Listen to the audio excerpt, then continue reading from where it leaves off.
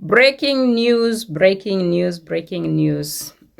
Mwumvishe ibyo Colonel Nanga yavuze. Harya M23 ko bari kurwanirira abari kuvuga ururimi rw'ikinyarwanda, weho uvuga ururimi iki? Colonel Nanga unaongea lugha gani? Uko kabila gani? Colonel Nanga yaje ku mugaragaro. Ko mutari mwarabyemeye kare? Ko mutari mwarabivuze kare? Muri kubona yabayobewe niho mutangiye kuvuga buri kintu. Yaje ku mugaragaro arivugira ati aje kwemeza ko M23 bafitanye korabo n'u Rwanda kubwo guhasha FDLR. Arongera aravuga ngo ndetse bafitanye korabo na Uganda. Ibyo mwari mubizi? Ariko politike ni umukino gwanduye wa Kongomani. Mulikuwa najua hiyo? Na Uganda iko kwa hii mchezo. Ari muzi uko Uganda iri mwugu mukino. Official Colonel Nanga yabyivugiye ko bafite collaboration n'u Rwanda. Yarari kubyemeza kubera bye byaravuzwe. Arongera avuga ko bafite collaboration na Uganda. Ariko reka nkubwire, mu buzima busanzwe nuzabona umugore n'umugabo umwe ari kuza akavuga ibiberaga mu rugo byose, n'undi akaza avuga ibiberaga mu rugo byose, like akamena amabanga gose gaberaga mu rugo rwabo, umenye yuko urwo rugo rugiye kurangira. Iki kwereka yuko ugu mukino gugiye kurangira ni iki ngiki. Bari barahisha amabanga guhera batangira.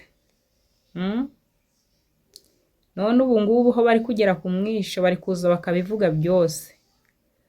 Uganda nto bari bakayivuze na rimwe mu mukino, nubwo byahwihwiswaga ko ariko officially Uganda ntaho bari bakayivuze no mu biganiro byose bibagaho. Ariko none ngaho kiramenyekanye. Uganda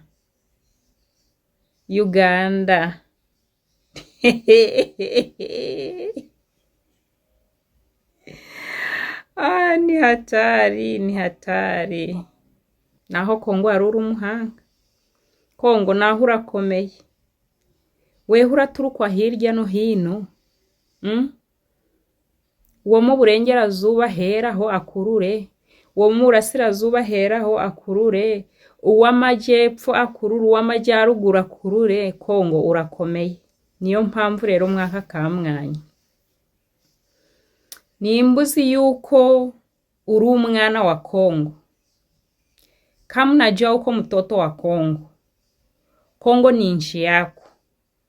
Hii ndio wakati ya kusimama. Unasimama na nchi yako. Unasimama na nchi yako. Kubera turukureba abagambanyi. Really?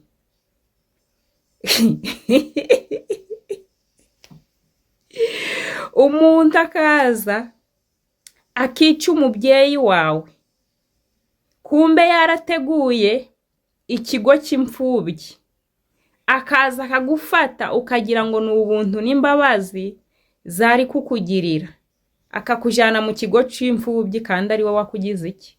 Imfubyi. Muri kureba wa Kongomani fasi kwenye muko hata ukwe wapi. Ninajua wengi muko mainchi tofauti kwa sababu ya vita ilikuwa mu inchi ya Kongo, lakini usiwahi kusahau inchi yako. Usiwahi kuisahau. Inchi ni mzazi. Hii ndio wakati ya kusimama na inchi.